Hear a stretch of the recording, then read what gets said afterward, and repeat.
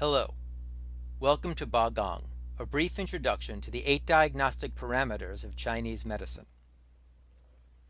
It is important to remember in any discussion of Chinese medicine that the origins of these concepts date back over 3,000 years, and the application of the concepts we will discuss have evolved over thousands of years of observation and the honing of their clinical application over time. According to eminent Chinese medicine teacher and scholar Heine Frauhoff, the 8 principles constitute the fundamental set of diagnostic standards that all practitioners of Chinese medicine must utilize and know. In the Treatise on Illuminating Medicine, written in 1732, Chen Guopeng wrote, "Every disease can be described by general grid of parameters, namely cold and heat, deficiency and excess, internal and external, and yin and yang. Only the 8 and not more." So at the most basic level, the 8 parameters describe an understanding of the nature of an illness or disease. That is the disease yin in nature or yang in nature? We'll understand more about that as we move along. But before we do, let me take a moment and introduce myself. My name is Perry Levenson. I'm a doctoral candidate in Pacific College of Oriental Medicine's Doctor of Acupuncture and Chinese Medicine program. I'm the former chair of the Department of Asian Holistic Health and Massage Therapy at the New York campus of Pacific College of Oriental Medicine. I'm a licensed and board-certified acupuncturist and Chinese herbalist, and I'm also a licensed massage therapist. I am also the owner and clinical director of Whole Healthy Family, an acupuncture and Chinese medicine practice dedicated to using the power of this ancient medicine to help our patients find safe, effective healthcare solutions in the modern world. Before we continue or begin our discussion of the 8 parameters, we first have to lay down some context. And that context is developed by discussing the nature of qi and yin and yang, and disease causation, or the ideas of what caused disease in Chinese medicine. First, let's discuss qi. On a cosmic level, qi is everything, and everything is qi. On a more basic level, on a biological level, qi comes from 2 sources: what we inherit from our parents, partially but not completely related to our genetic makeup, and the qi we create via our lifestyle, the food we eat, the balance between rest and activity we strike in our lives, appropriate hydration, meditation, and breathing exercises that are designed to cultivate qi. The idea of qi in Chinese cosmology dates back to the birth or the myth around the birth of the universe. Chinese cosmology looks at the birth of the universe and explains it in the following myth, the myth of Pangu. Pangu was a giant who was trapped in a giant egg, and in that egg with Pangu was all the qi that there ever was or ever would be. Pangu got tired of being in the egg. He cracked it open, and when he did, there was a development in the nature of the qi. The qi split into 2 opposing forces: a darker, colder, more material force, yin, which became the earth, a lighter, more active, ethereal, hotter force, which became the sky, the sun, the moon, the stars, the heavens. And if you think about it, the myth of Pangu and the egg doesn't sound that much different than the scientific explanation of how the universe began, the Big Bang Theory. Right? There was a wholeness that compressed, then there was an explosion, or the crack of an egg, and then there was the birth of the universe. So it all depends on which mythology you choose to believe.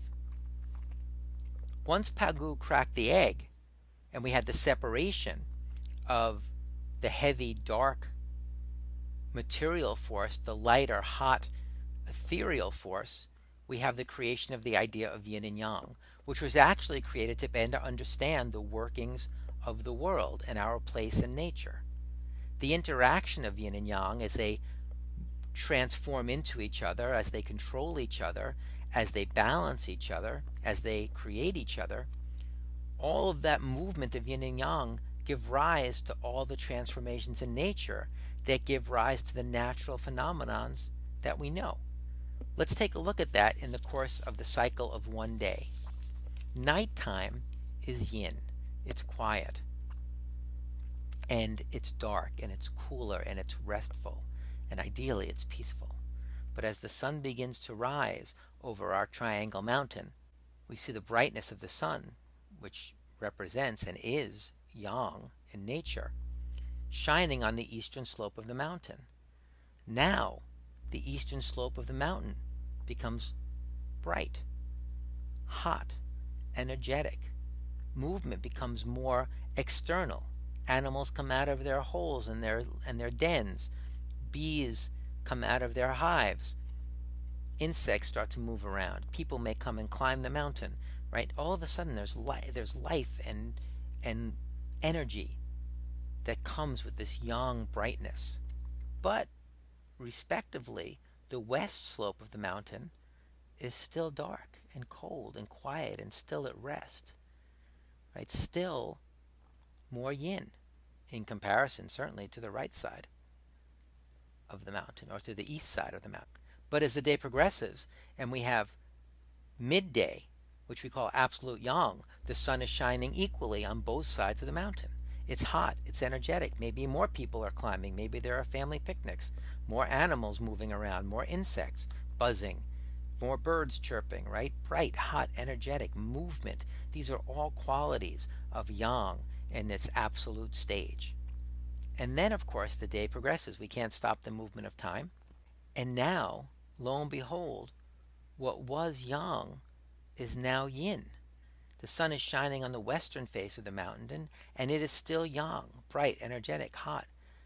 But the eastern side of the mountain is now dark, colder, quieter, cooler.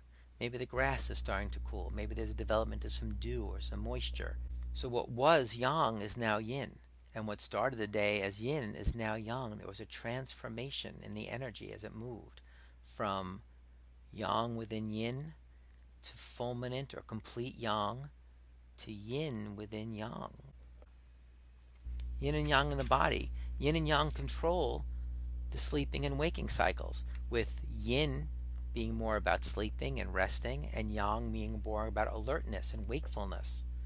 But if there's an imbalance between yin and yang, you could have trouble falling asleep or staying asleep if there's not enough yin to anchor your mind. And you can end up having trouble waking up if there's not enough yang to overcome the yin of sleep and wake you up in the morning. Yin and yang also govern the life cycle of growth and development. Conception, birth, growth, adulthood, and then we start to revert, right? We reach absolute yang at 35, 40, 45, and then the yang starts to wane, and then we move into old age, and then death, and our return to from whence we came, right? We're back to the deep, dark, silent void, if you will. As I said, there are opposing forces, yin and yang, in the body and in nature that create each other, control each other, consume each other, and are interdependent. They cannot have one without the other. In fact, when yin and yang separate, we die. And now, another look at yin and yang in the body. Yin represent the front of the body, the bottom of the body, below the waist, the feet. The internal aspect of the body, our organs, right? The blood and the fluids, in relationship to yang, which is the back of the body. So the front of the body is more yin than the back of the body, right? The area above the waist and the head are more yang than the area below the waist and the feet. The internal aspect of the body is more yin. The exterior of the body is more yang. And the blood and fluids are more yin, and the qi, or we can look at it as our basal metabolism, is more yang. Chinese medicine recognizes that there are external factors that cause disease. They're basically climactic factors: cold, damp, heat, summer heat, wind, dryness. Remember that these concepts came from a naturalistic worldview, and by observing nature and saying, hey, we are part of nature, we're not separate from it. What happens out there in the world happens or should happen in our bodies.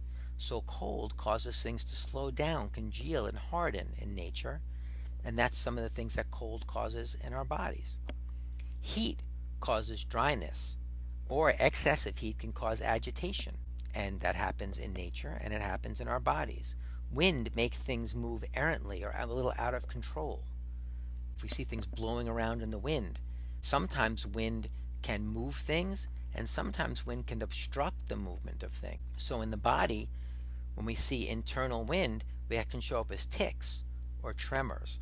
And when we experience wind invading from the outside, we may end up with something like Bell's palsy, where the wind gets into the vessels, the meridians, and stops the flow of qi and blood, and we end up with a temporary paralysis. There's also a recognition of internal causes of disease. The internal causes of disease are our 7 emotions: joy, anger, worry, fear, fright, grief, and overthinking or pensiveness are all recognized as emotions in Chinese medicine. Out of balance, any one of these emotions can lead to disease. Also, gluttony or overindulgence in hot, spicy foods or alcohol can create imbalance, and overexertion, physical overexertion, can tax our resources and create imbalance that leads to illness. And that brings us back to the 8 parameters, the Bagong.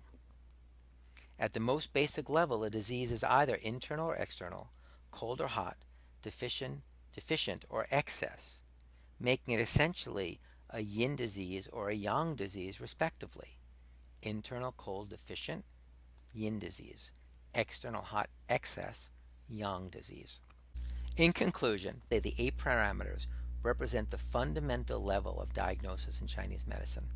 The theory is thousands of years in use and development and honing. And to go deeper to the root or specific treatment plan for a patient's illness, other diagnostic schools or principles may be applied. But the 8 parameters represent the root or fundamental understanding of a disease's nature and can be the basis for an effective treatment strategy. Thank you very much for your kind attention. I hope you found this useful and valuable. You can see the comment section for references. Also, feel free to leave comments or questions in the comment section. And if you'd like to contact me, you can direct inquiries about this video or about being treated at my clinic to p.levenson@wholehealthyfamily.info. I thank you again, and I wish you good health.